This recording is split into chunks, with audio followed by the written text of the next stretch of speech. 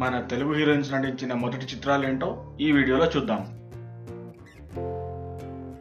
స్వాతి గారు నటించిన మొదటి చిత్రం డేంజర్. కృష్ణవంశీ గారి దర్శకత్వం వచ్చిన ఈ చిత్రం 2005లో విడుదలైంది.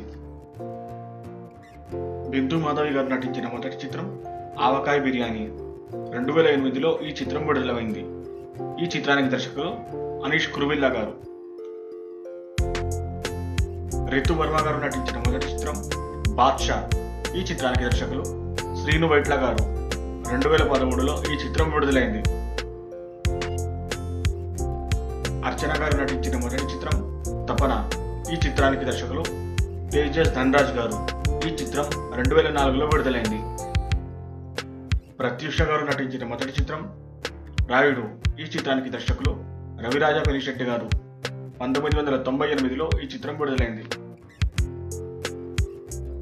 కీర్తిరెడ్డి గారు నటించిన మొదటి చిత్రం గన్ షాట్. 1996లో ఈ చిత్రం విడుదలైంది. ఎస్వి కృష్ణారెడ్డి గారు ఈ చిత్రానికి దర్శకులు. ఈషా రెబ్బా గారు నటించిన మొదటి చిత్రం life is beautiful. Sekhar Kammula గారి దర్శకత్వంలో వచ్చిన ఈ చిత్రం 2012లో విడుదలైంది.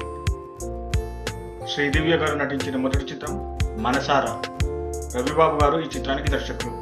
2010లో ఈ చిత్రం విడుదలైంది. మనసారా చిత్రానికి ముందు హనుమాన్ జంక్షన్ అనే చిత్రంలో బాలనటిగా నటించారు శ్రీదివ్య గారు. మాధవీలత గారు నటించిన మొదటి చిత్రం అతిథి. ఈ చిత్రానికి దర్శకులు సురేందర్ రెడ్డి గారు. 2007లో ఈ చిత్రం విడుదలైంది. అంజలి గారు నటించిన మొదటి చిత్రం ఫోటో. ఈ చిత్రానికి దర్శకులు శివనాగేశ్వరరావు గారు. 2006లో ఈ చిత్రం విడుదలైంది. ఐశ్వర్య రాజేష్ గారు నటించిన మొదటి చిత్రం కౌసల్య కృష్ణమూర్తి. భీమనేని శ్రీనివాసరావు గారు ఈ చిత్రానికి దర్శకులు. 2019లో ఈ చిత్రం విడుదలైంది. సుహాసిని గారు నటించిన మొదటి చిత్రం చంటిగాడు. ఈ చిత్రానికి దర్శకులు బి జయ గారు. 2003లో ఈ చిత్రం విడుదలైంది. చాందిని చౌదరి గారు నటించిన మొదటి చిత్రం కేటుగాడు. ఈ చిత్రానికి దర్శకులు కిట్టు నల్లూరి. ఈ చిత్రం 2015లో విడుదలైంది. వైష్ణవి చైతన్య గారు నటించిన మొదటి చిత్రం టచ్ చేసి చూడు. ఈ చిత్రానికి దర్శకులు విక్రమ్ సిరికొండ గారు. ఈ చిత్రం 2018లో విడుదలైంది. కావ్య కళ్యాణ్ రామ్ గారు నటించిన మొదటి చిత్రం మసూదా. ఈ చిత్రానికి దర్శకులు సాయి కిరణ్ గారు. ఈ చిత్రం 2022లో విడుదలైంది.